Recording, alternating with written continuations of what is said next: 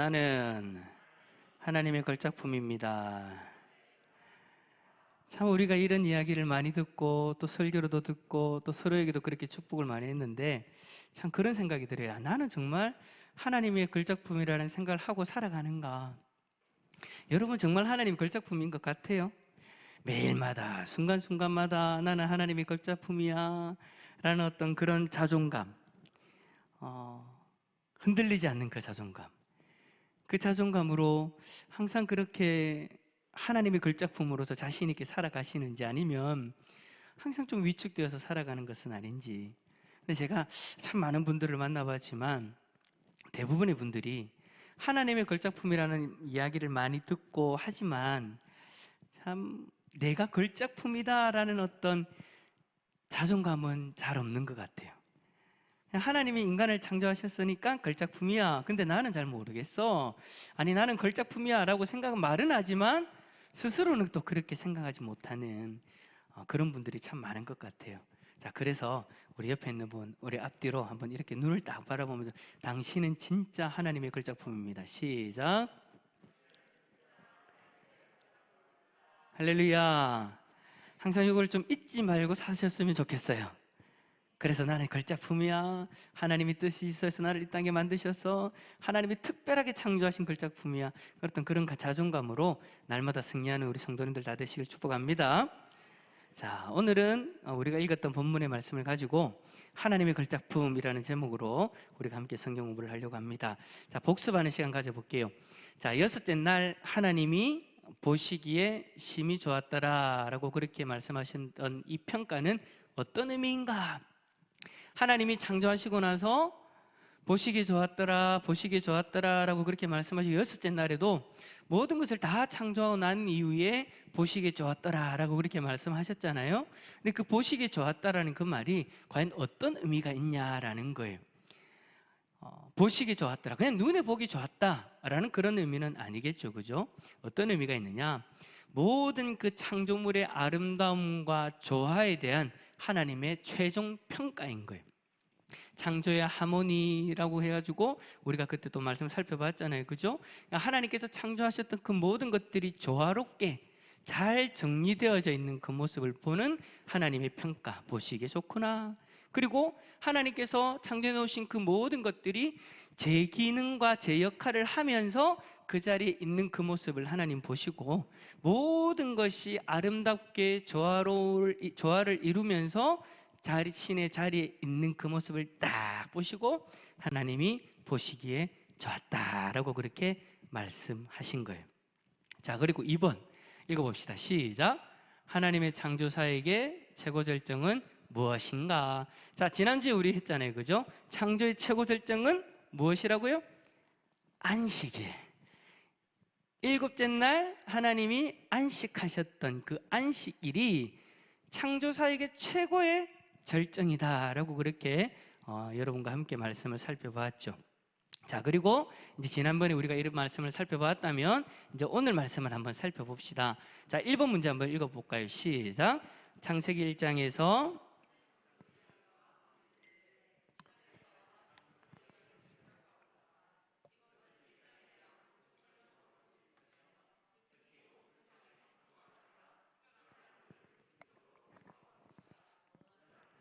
자, 2장의 말씀은 1장에서 창조한 거를 어찌 보면 좀 반복하고 있는 듯한 느낌이 있어요, 그죠? 아니, 내용 자체가 그래요.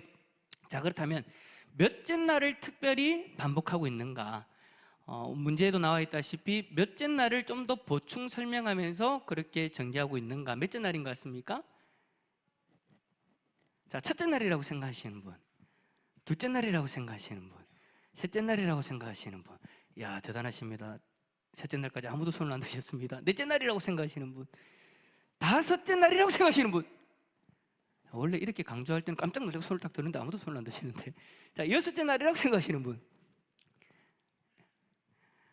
자, 지금 손 들고 계신다는 분은 김욱일 목사 말은 듣기 싫어 1번, 아니면 손 들기 창피해요, 아니면 3번 모르겠어요. 자, 몇 번이에요? 1번이에요?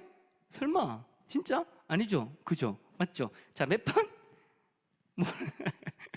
자, 따라서 합시다. 여섯째 날.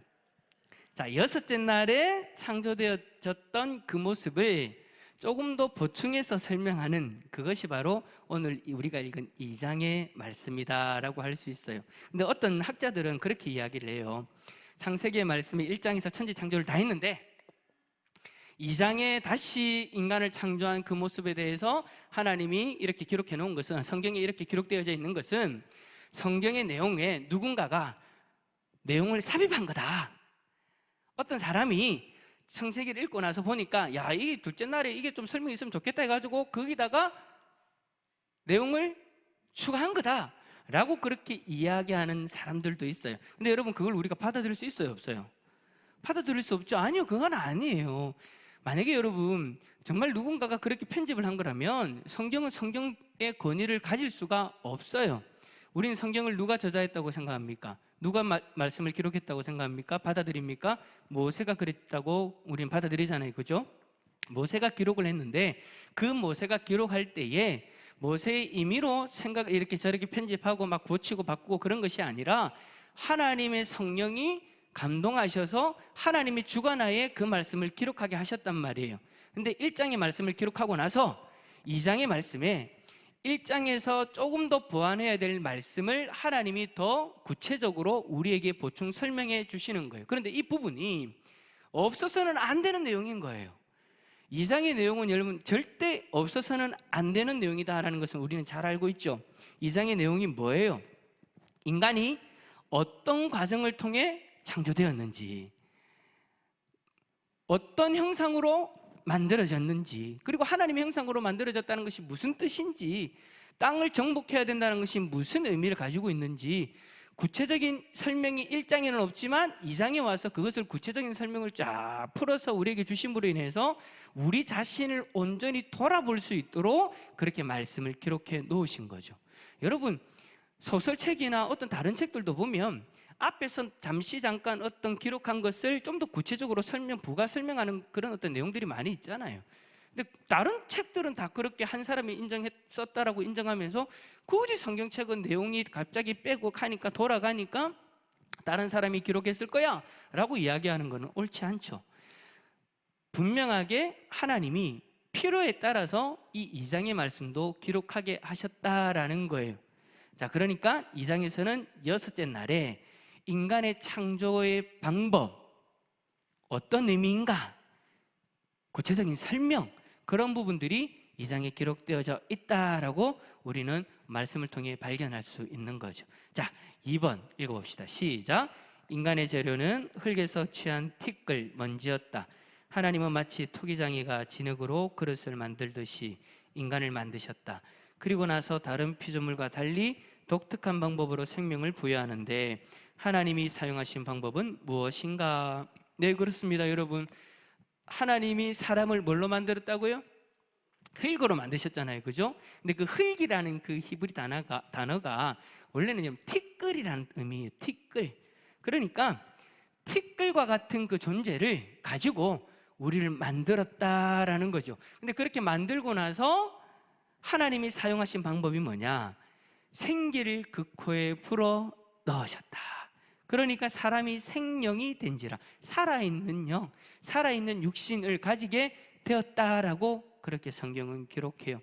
근데 여러분 있잖아요, 이게 2장 7절에 이 말씀이 기록되어져 있는데 인간이 창조되어진 이 모습을 가만히 보면은요, 참 인간의 어찌 보면 영광스러운 모습과 비천한 모습이 다 담겨져 있는 것 같아요. 비천한 모습이라고 하면, 우리 사람이 비천한 모습이라고 하면 과연 뭘까요? 우리는 티끌에서 왔다라는 거예요. 티끌과 같은 존재가 하나님께서 그 존재를 사용하셔서 만드시니 사람이 되었더라. 그래서 여러분, 우리는요, 죽으면 어디로 돌아가요? 흙으로 돌아가는데 단순하게 흙으로 돌아가는 게 아니에요. 시간이 지나면 뭐가 돼요? 티끌이 되는 거예요. 티끌과 같은 존재, 왔던 그 길을, 죽으면 다시 그 길을 가는 게 우리의 인생이다라는 것이죠. 티끌에서 왔다라는 그 의미가 어찌 보면 참 우리는 비천한 존재입니다 라고 그렇게 이야기할 수 있죠. 하지만 그러한 비천한 모습 그대로를 두지 않으시고 영광스러운 모습으로 하나님이 세워주시는데 어떻게 하시냐? 하나님이 친히 그 코에 생기를 후 하고 불어 넣어주셨다. 그랬더니 생명이 된지라. 다른 피조물들하고는 달라요. 다른 피조물들은 하나님이 있으라 하시면 생겼어요. 하지만 하나님은 인간만큼은 티끌로 친히 만드시고 그 코에 하나님의 영을 부어주셨다. 생기를 불어 넣어주셨다라는 거예요. 그래서 나라는 존재는요, 어찌 보면 비천한 모습도 있지만 또 영광스러운 모습도 있다라는 것을 우리는 알게 되죠. 근데 참 신기한 게 뭐냐면, 우리는 이 땅에서 살아갈 때 우리의 영광스러운 모습보다 비천한 모습에 참 주목할 때가 많은 것 같아요. 요즘 갈수록 더 그런 것 같아요. 사람들이 다 자존감이 낮아졌어요. 다 비천한 모습과 같은 그런 모습으로 자신은 아무것도 아닌 존재인 것처럼 그렇게 받아들이고 살아가요. 근데 그게 아닌데, 우리는 하나님이 영광스럽게 우리의 코에 생기를 불어넣어 주셔서 만들어주신 귀한 존재인데, 그 영광스러운 모습을 사단은 바라보지 못하게 하고 계속해서 비천한 모습만 보게 만드는 거죠. 그래서 여러분, 요즘 그 정신질환자들을 가만히 보면, 정신질환이 있는 사람들, 요즘 정신질환 없는 사람들이 누가 있습니까? 다 조금씩은 다 가지고 있잖아요. 근데 그 모습이 가만히 보면 다 그런 거예요. 비천한 모습, 나의 비천한 모습만 바라보게 만드는 거예요. 그러나 여러분, 우리는 비천한 모습도 있지만 따라서 합시다. 영광스러운 모습도 있습니다. 할렐루야. 이걸 꼭 잊지 마시기를 바랍니다.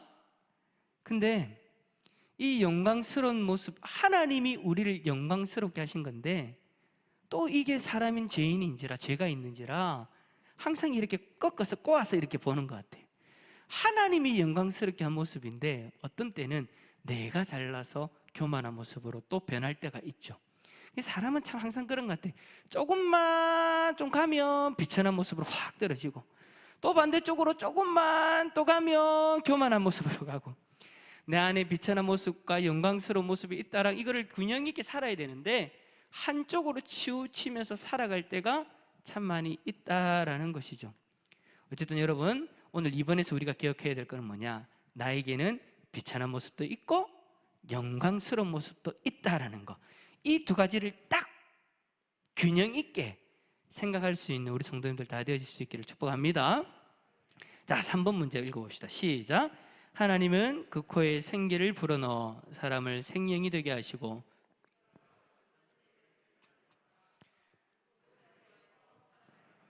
무엇이었으며 하나님이 사람을 에덴 동산으로 이끄신 목적은 무엇인가? 자, 하나님이 에덴 동산에 사람을 이끄셔서 에덴 동산에서 사람을, 그 아담과 하와로 하여금 어떻게 살게 하셨는가? 아담으로 하여금 어떻게 살게 하셨는가? 에덴 동산을 적으세요. 에덴 동산을 경작하고 지키게 하셨다. 에덴 동산을 경작하고 지키게 하셨다. 이걸 여러분 다른 말로 하면 무슨 말일까요? 에덴 동산에서 사람으로 하여금 뭘 하게 하셨다라는 거예요? 경작하고 지키는 거. 막 밥하고 심고 지키는 거. 그걸 여러분 우리는 딱 한 단어로, 한 글자로,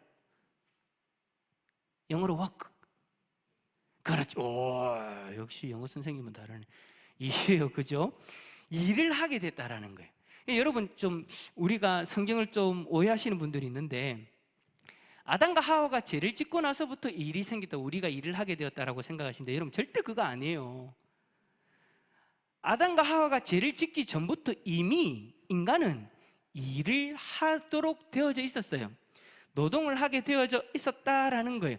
죄와 상관없이 이미 노동을 해야 되는 존재였다라는 거예요. 남자는 일을 하고, 또 죄를 짓고 나서 또 하와는 어떻게 됐어요?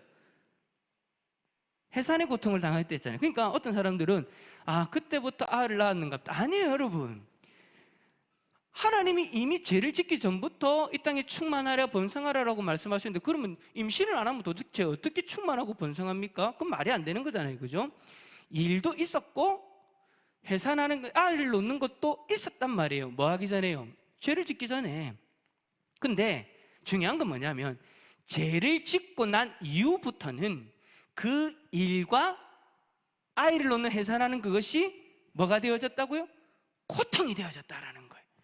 죄를 짓기 전에는 그 일과 해산하는 것이 즐거움이고 행복한 것이었는데, 죄를 짓고 난 이후에는 그 모든 것들이 고통으로 변하는 일이 일어났다라는 것이죠. 하나님하고 관계 좋을 때는 그게 고통이 아니었단 말이에요. 나중에 또 우리가 뒤에 가면, 제일 뒤쪽에 보면 또 우리가 적용하는 부분에 좀 더 다루겠지만, 하나님하고의 관계가 잘못되기 전에는 그게 일이 아니었어요. 아니, 그게 고통이 아니었어요. 그러니까 지금 이걸 우리에게 지금 적용한다면, 저와 여러분들이 하나님하고의 관계가 잘 되어 있으면 지금의 일, 지금 아이를 놓는 거, 그게 나에게는 뭐가 아니라고요? 고통이 아니라는 거예요. 뭐예요? 즐거움이라는 거예요. 행복한 일이라는 거예요. 그래서 내가 정말 하나님하고의 관계가 올바른가를 한번 돌아보려면요, 지금의 내 삶을 나는 어떻게 받아들이고 있는가? 학생들이요, 지금 한 둘, 셋, 은성이도 왔네? 자, 3명, 4명 정도가 앉아있는데, 여러분들에게 공부가 고통이 되지 않으려면 하나님하고의 관계가 잘 되어 있으면 된다, 안 된다?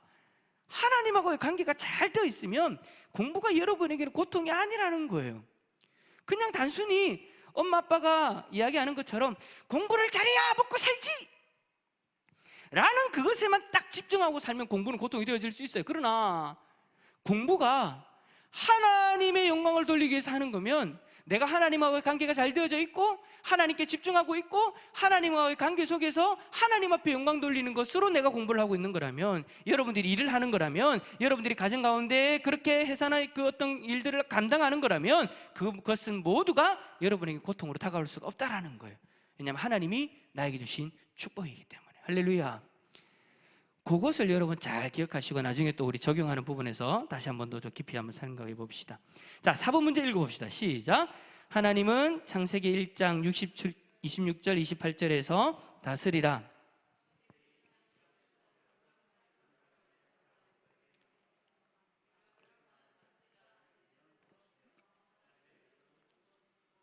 자, 다스리라니까 통치하는 것, 정복하는 것, 우리가 그렇게 생각할 수 있는데, 그거는 여러분 하나님의 의도하고는 달라요.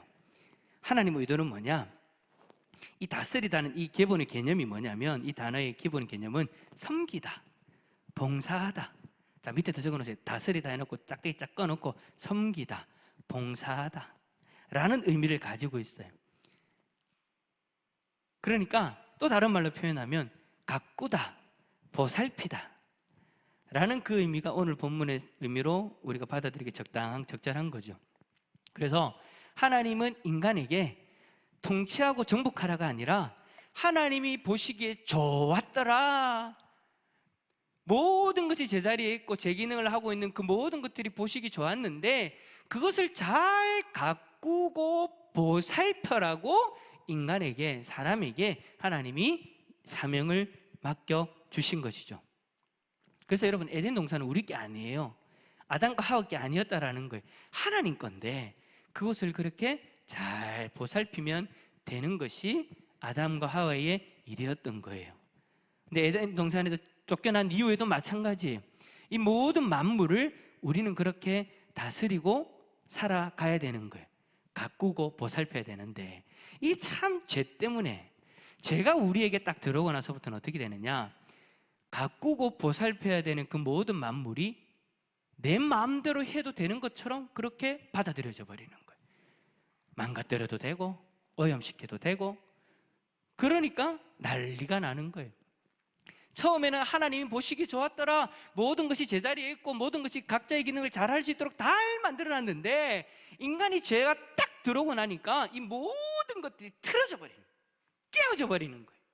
그래서 하나님 보시기에 아름다웠던, 좋았던 그 모습이 이제는 고통의 모습으로 우리에게 다가오는 것이죠. 그래서 여러분, 우리라도 있잖아요, 하나님이 만드신 이 모든 만물을 가꾸고 보살피기 위해서 노력해야 됩니다.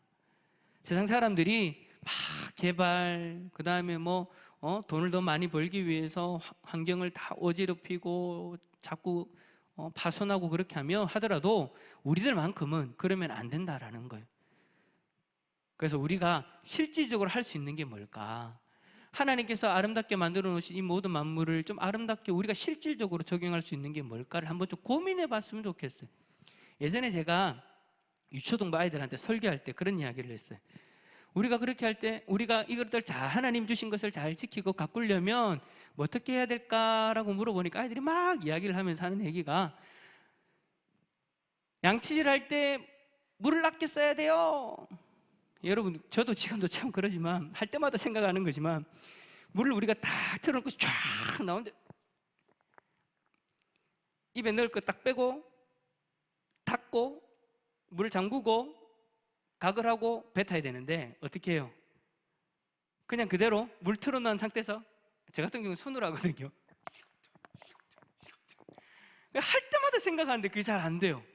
근데 아이들이 그걸 딱 생각하고 있는 거예요. 그것부터 고쳐야 돼요. 일회용품 쓰는 거 고쳐야 돼요. 우리가 할 수 있는 거, 가꾸고 보살필 수 있는 거, 여러분 뭐가 있을까? 한번 좀 고민해보고 좀 우리가 한번 그것을 실천해 봤으면 좋겠어요. 여러분들의 삶 가운데에서 실질적으로 할 수 있는 게 뭘까? 어떻게 해야 하나님이 우리에게 주신 이 아름다운 만물을 지키고 보호할 수 있을까? 한번 좀 꼭 고민해 보시고 실천해 볼 수 있기를 부탁드립니다. 자녀가 있는 집에서는 자녀들하고 함께 의논해 보세요. 자, 이제 그러면 이제 우리 어른들이 이제 족쇄를 차는 거예요. 아이들한테 뭔가를 하자라고 이야기를 했으니까 이제 그것을 신경 안 쓰면 안 되니까 이제 그렇게 한번 노력할 수 있겠죠. 자녀들 있는 분들은 자녀들하고 같이 한번 더 의논해 보시면 좋을 것 같아요. 자, 5번 시작. 하나님이 에덴 동산에 두신 나무들 중에 특별한 나무로 동산 가운데 있는 나무는 무엇인가? 뭐 나무입니까? 생명을 알게 하는 생명나무와 선악을 알게 하는 나무. 선악과라는 단어는 원래는 성경의 용어가 아닙니다. 선악을 알게 하는 나무입니다. 생명나무와 선악을 알게 하는 나무. 하나님이 동산 중앙에 이 두 가지 나무를 특별히 딱 두시고, 생명나무는, 나무의 열매는 먹어도 돼요, 안 돼요? 되지만 선악을 알게 하는 나무는 먹지 못하도록 하나님이 막으셨죠. 그렇게 두 개의 나무를 두셨다라는 거예요. 자, 오늘 이 말씀들을 가지고 한번 적용해 봅시다. 자, 창세기 2장 7절을 통해서 인간의 비천함과 영광을 마주 대할 수 있다. 앞에서 우리가 얘기했잖아요, 그죠? 이것은 인간을 교만하게도 하고 겸손하게도 한다. 당신이 인간으로 태어났기에 느꼈던 특권과 영광은 무엇이 있었는가? 또는 인간으로 태어났기에 느꼈던 수치와 비참함은 무엇인가? 자, 여러분 한번 생각해 봅시다. 우리가 살아가면서 참 교만할 때도 있고 겸손할 때도 있었죠, 그죠? 여러분 중에 나는 항상 동일하게 흔들리지 않고 항상 겸손했다 하시는 분 없잖아요, 그죠? 그죠? 그럼 나는 항상 동일하게 교만했다, 그런 분도 잘 없어요. 교만할 때도 있다가 겸손할 때도 있고, 겸손할 때도 있다가 교만할 때도 있는 게 그게 우리들의 모습이잖아요, 그죠? 그럼 한번 생각해 봐요. 어떨 때 겸손해질까? 어떨 때 교만해질까? 먼저 교만해질까를 가만히 생각해 보면 요즘에 그 왜 TV들 드라마들 보면 그런 거 있잖아요. 금수저. 태어날 때부터 환경이 좋은 사람들, 배경이 좋은 사람들, TV를 보면 그 TV의 드라마가 여러분 결국에는 우리가 살아가는 어떤 그 모습들을 좀 과장해서 드러낸 거잖아요, 그죠? 그런 모습들이 우리들 안에 다 있는 것 같아요. 그런 어떤 좋은 환경에서 태어난 사람들은 대부분이 그렇게 교만한 마음을 가지고 살아갑니다. 내가 너희들보다 낫는데 뭐. 여러분 참 우리가 며칠 동안 그 속 터지는 뉴스를 들었던 게, 뭐 H에서 그 땅 그거 한 거 들으셨죠, 그죠? 거기 보니까 어떤 사원이 글을 올린 게 딱 나오더라고요. 제가 그걸 보면서 참 속이 뒤집어졌는데, 또 여러분들 다 들으셨으니까 한번 얘기를 해드릴게요. 어떤 사원이 글을 올렸는데 뭐라고 올렸냐면, 나는 공부를 잘해서 여기까지 왔는데 너희들은 여기 오고 싶어도 공부를 못하니까 못 오지 않았냐? 그런데 왜 그거 가지고 그렇게 하냐? 우리는 누릴 수 있는 거 누리는 거다. 막 그런 식으로 글을 올린 걸 보고, 야, 진짜 우리나라 사람 맞나 싶은 거예요. 우리나라 사람들이 저런 이야기까지 하나? 와, 그 모습이 결국엔 무슨 모습이에요? 교만이에요, 겸손이에요? 교만한 모습인 거예요. 아, 내가 이만큼 능력돼서 이만큼 와서 내가 할 수 있는 일들을 하고 내가 챙길 수 있는 거 챙기는 건데, 너희들이 뭐라고 나한테 그렇게 뭐라 하느냐? 안 입고 오면 너희도 올라와라. 너희도 이 자리에 와라. 반성할 기미는 안 보이고, 또 어떤 사람은 뭐라고 하냐면, 정년 은퇴할 때까지 나는 내가 취할 수 있는 모든 것들을 다 취할 거야. 내가 가질 수 있는 거 다 가질 거야. 그런 이야기까지 하는 거예요. 그 모습이 바로 교만한 이들의 모습인 거잖아요. 그죠? 그러니까 좋은 배경, 자신이 가지고 있는 어떤 물질, 자신이 가지고 있는 어떤 능력, 그것들을 바라보고 그것들만 생각하는 사람들은 교만해질 수밖에 없는 거예요. 자, 그러면 겸손은 어떤 사람이 겸손해 보일까요? 내가 남들보다 좀 부족해 보일 때 겸손해질 수밖에 없죠. 물질이나 능력 면에서 남들보다 조금 없다라는 것이, 좀 내가 생각했을 때 내가 좀 부족하다라는 것이 느껴지면 겸손하지 말아라고 해도 겸손해지는 것 같아요. 그런데 그거는 좀 참된 겸손이 아니죠. 참된 겸손이 아닌 거예요. 그럼 참된 겸손은 우리가 언제쯤 가지게 될까? 제가 가만히 생각해 보니까 이런 것 같아요. 우리가 하나님 말씀 보면서 하나님께서 나에게 깨닫게 하실 때, 또 한 가지는 내가 좀 교만함으로 확 하늘 꼭대기까지 탁 치고 있을 때, 하늘 꼭대기까지 올라갈 것처럼 그렇게 막 내 자신을 교만하게 드러내고 있을 때, 하나님이, 사랑하는 사람은 하나님이 어떻게 해요? 하나님 한 번씩 턱턱 치잖아요. 하나님이 연단을 주신단 말이에요. 하나님 꺾으신단 말이에요. 왜요? 하나님이 사랑하는 이기 때문에 그 교만한 모습도 그대로 두지 않으시거든요. 하나님이 원하시는 모습으로 만들기 위해서 어떻게 하냐면 꺾으세요. 교만함을. 그 꺾임을 당한 사람들은 이 겸손을 알게 되죠. 이 겸손의 길을 걸어가게 되죠. 근데 대부분이 이 모습인 것 같아요. 교만하다가 하나님이 꺾으셔서 겸손의 자리로 나오는 사람들, 그런 사람들이 대부분이지 않을까. 왜냐하면 우리의 마음에는 그런 교만함들이 다 있기 때문에. 그래서 어떨 때는 하나님이 꺾으세요. 근데 그 꺾음이 너무 아파. 너무 아파. 근데 그 아픔으로 인해서 하나님이 기뻐하시는 모습으로 겸손하게 설 수 있다면 하나님은 언제든지 우리를 그렇게 꺾어주세요. 그런데 하나님과 세상 사람들과의 다른 모습은 뭐냐면, 세상 사람들은 그렇게 꺾어놓고 네가 알아서 어떻게 해라 라고 이야기를 하지만 하나님은 그게 아니라는 거예요. 하나님은 그렇게 꺾고 만져주시고 하나님이 직접 회복시켜 주시더라. 그래서 그 은혜를 아는 사람들은 교만해질 수가 없는 거예요. 결국에는 겸손의 길을 걸어가게 되는 거죠.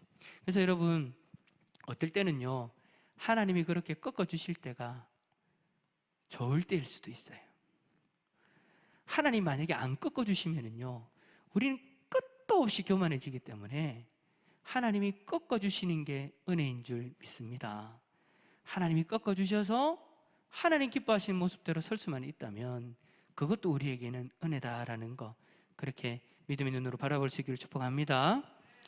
자, 2번 읽어봅시다. 시작. 인간이 범죄하기 전에는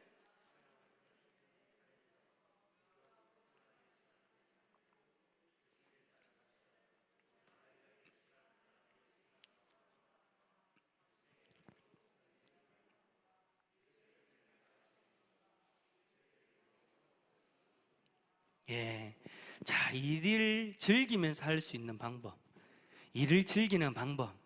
여러분들 오늘도 어째 보면 여러분들의 일터에서 참 치열하게 살다가 오셨잖아요. 그죠?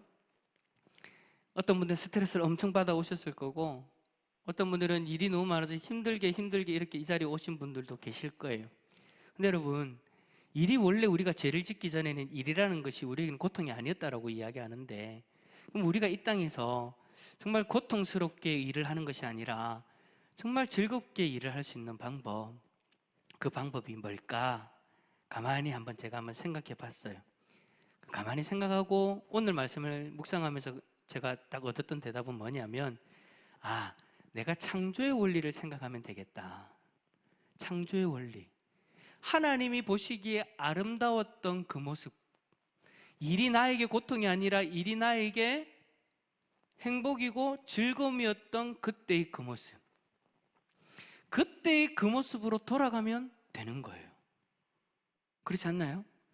우리가 여전히 죄 가운데에서 하나님을 떠나 하나님과 상관없는 모습으로 일을 고통스럽게 하는 것이 아니라 하나님과의 관계가 제대로 회복되어져서 하나님 안에서 즐거움으로 지금의 일들을 감당할 수 있다면 얼마나 좋을까.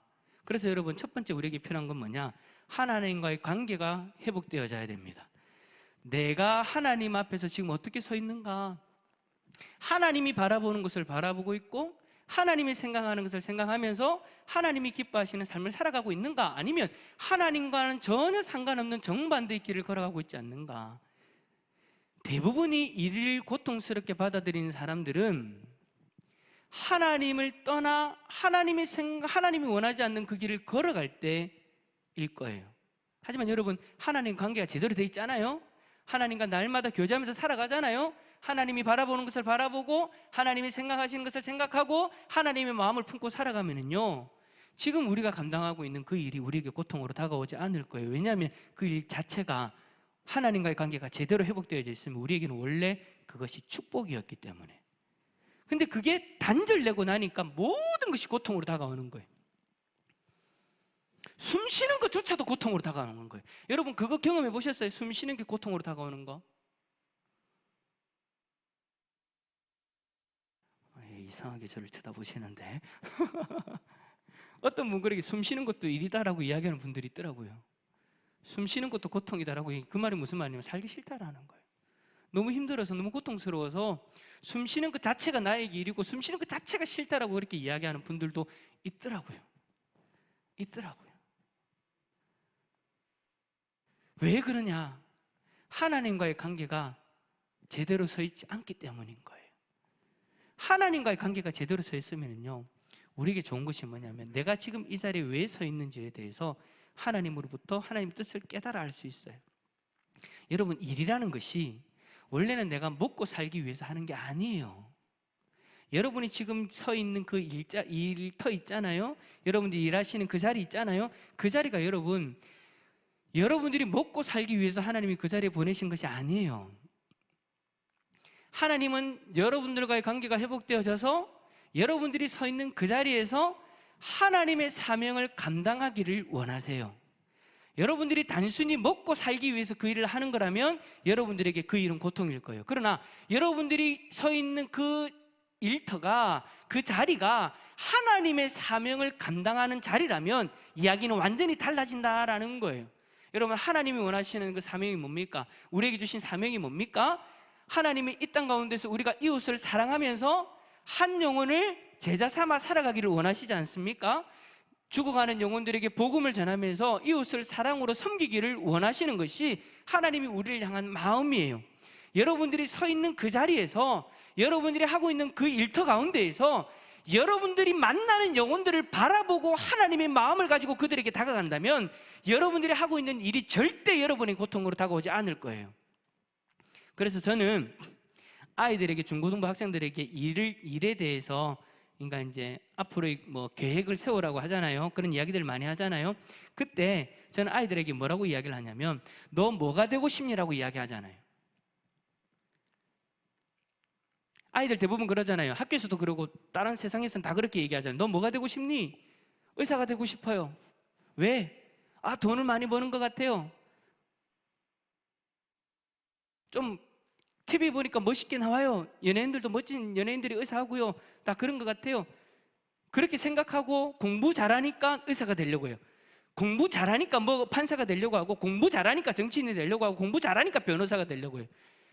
자기가 하려고 하는 그 일을 하는 그 이유가 뭐냐? 그것을 하려고 하는 그 일이 뭐냐? 그냥 단순히 내가 성적이 이 정도 되니까 이 정도 이걸 하려고 하는 그런 모습들이 너무나도 많아요. 근데 저는 절대 그렇게 얘기하지 않아요. 달란트가 중요한 게 아니에요. 뭘 잘하냐가 중요한 게 아니에요.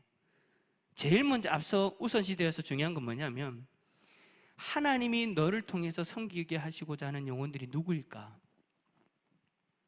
하나님은 우리를 향해서 이웃을 사랑하라 하셨고, 그 이웃들에게 복음을 전하며 살아가라고 하셨는데, 그 이웃들을 섬기며 살아가라고 하셨는데, 내 마음이 향하는 영혼이 누구일까? 만약에 어린 아이들에 대한 마음을 하나님이 주신다, 어린 아이들을 정말 사랑하고 섬길 수 있는 그런 마음들을 주신다. 여러분, 아이들 섬기는 게 어렵거든요. 아이들을 지 마음대로 그렇게 움직이는 애들을 그걸 품어줘가면서 한 영혼 한 영혼 보살핀다는 게 쉽지 않거든요. 근데 그 아이들 한 영혼 한 영혼 보살피려면요, 그 아이에 대한 마음이 있어야 가능한 거예요. 왜 어린이집 유치원에서 아이들을 학대하고 왜 그럽니까? 그 영혼에 대한, 아이들에 대한 마음 없이 그냥 유치원 선생 하고 싶어서 들어간 거예요. 들어가서 부딪히는 아이들은 어린 영혼들인데 그 어린 영혼들에 대한 마음이 전혀 없는 사람이 유치원 선생님이 되면 문제가 되는 거예요. 학교 선생님이 되었어요. 수학 선생님이 되었어요. 왜 수학 선생님이 되었어요? 수학을 잘했어요. 공부를 잘했어요. 수학 선생님 그렇게 되었어요. 근데 학교에 가서 만나는 아이들은 누구입니까? 중학생, 고등학생, 초등학생들. 말 잘 들어요? 안 들어요? 안 들어요. 그냥 수학이 좋아서 교사가 되면은요, 자기도 불행하고 아이들도 불행한 거예요. 아이들이 자기가 원하는 방향대로 안 따라오면요, 화를 낼 수밖에 없어요. 왜냐하면 그 아이들에 대한 마음이 없으니까. 요양보호사가 됐어요. 요양보호사가 됐는데 왜 요양보호사가 되냐? 옆에 있는 그 같이 있는 이웃집 아주머니가 이걸 하니까 좋더라. 낮에 가서 그렇게 일하고 오니까 좋더라. 그럼 같이 해보자. 그래 했어요. 근데 불행해요. 왜? 할머니 할아버지에 대한 마음이 없어요. 그러면 안 된다라는 거예요. 그래서 저는 아이들한테 그렇게 이야기해요. 하나님이 너를 통해서 섬기게 하시고자 하는 영혼이 누굴까? 만약에 아픈 사람이다? 그럼 내가 아픈 사람을 섬기기 위해서 할 수 있는 직업이 뭘까? 의사, 간호사, 간호조무사 등등등. 그러면 내가 가지고 있는 달란트로 할 수 있는 일이 뭘까? 이거 할 수 있겠구나. 그럼 이렇게 준비해서 가면 되겠다. 그리고 거기에 서서 그 영혼들을 섬기면 그 일이 저주가 아니라 축복으로 다가오는 거예요. 하나님과의 제대로 된 관계 속에서 하나님이 주신 그 사명을 가지고 일을 찾아가면 그 일이 저주가 아니라 축복이 되어지는 거예요. 여러분들을 하나님께서 그 자리에 세우신 이유가 뭘까? 여러분들을 통해서 만나는 그 영혼들을 섬겨라고 그 자리에 세워주신 거예요. 그게 제대로 회복되잖아요? 그러면 여러분들은 이를 저주로 받아들이는 것이 아니라 축복으로 받아들일 수 있는 줄 믿습니다. 행복을 누릴 수 있는 줄 믿습니다. 오늘 이거를 여러분 잘 생각하시고 여러분들의 일터로 나아갈 수 있기를 축복합니다. 자, 마지막 3번 읽어봅시다. 시작. 하나님은 선악과를 먹지 말라고 명령하신다. 겉으로 보기에는 이기지 못하는 인간 앞에 선택의 자유를 주신 듯이 보인다. 당신은 하나님 주신 선택의 자유를 어떻게 사용했는가? 또 절제를 실천하기 위해 무엇을 다짐하는가? 자, 겉으로 보기에는 시험을 이기지 못하는 인간 앞에 선택의 자유를 주신 것 같이 보이지만 여러분, 그거 아니죠. 겉으로 보기에는 그렇게 보일지 몰라도 하나님은 우리에게 자유의지라는 것을 주셔가지고 우리가 우리의 자유의지를 가지고 하나님을 예배하며 섬기기를 원하셨어요. 왜 그런 말을 이야기하는 사람들이 많잖아요. 선악과 자유의지 주면 선악과 따먹을 거 분명한데 그건 말로 자유의지 주냐? 하나님 왜 그렇게 했느냐? 그냥 죄 가운데 몰아넣은 거 아니냐? 아니래요. 아니에요. 하나님은요, 인간을 로봇과 같은 존재로 여기지 않으셨어요. 아무 생각 없이 입력한 대로 움직이는 그런 존재로 여기지 않으셨다라는 거예요. 하나님은 인간에게 자유의지를 주셔서 스스로가 하나님을 바라보고 스스로가 하나님의 말씀에 순종하고 스스로가 하나님을 예배하기를 원하셨다라는 거예요. 그래서 하나님이 우리에게 자유의지를 주신 거예요. 그러니까 지금도 우리에게 이 자유의지는 여전히 있죠. 이 자유의지를 가지고 오늘 여러분들은 이 자리로 나오신 거예요. 전체적인 하나님의 섭리로 보면 하나님이 여러분들 예배 자리로 인도하신 거지만 그 속에서 여러분들은 여러분들의 자유의지를 가지고 순종함으로 이 자리에 나오신 줄 믿습니다. 이 모습을 하나님이 기뻐하시는 거예요. 여러분, 오늘 수요 예배 정말 많이 나오셨어요. 한 1년 만에 이렇게 많이 나오신 것 같은데, 여러분, 수요 예배 가운데 이렇게 나온다는 거 쉬운 일이에요? 어려운 일이에요? 어려운 일이에요. 오늘 하루 종일 일하시고 이 자리에 나오셨잖아요. 그럼에도 불구하고 여러분들은 여러분에게 주신 그 자유의지를 가지고 내가 하나님을 예배하는 자리를 선택하겠다라고 그렇게 결단하고 이 자리에 나오신 거죠.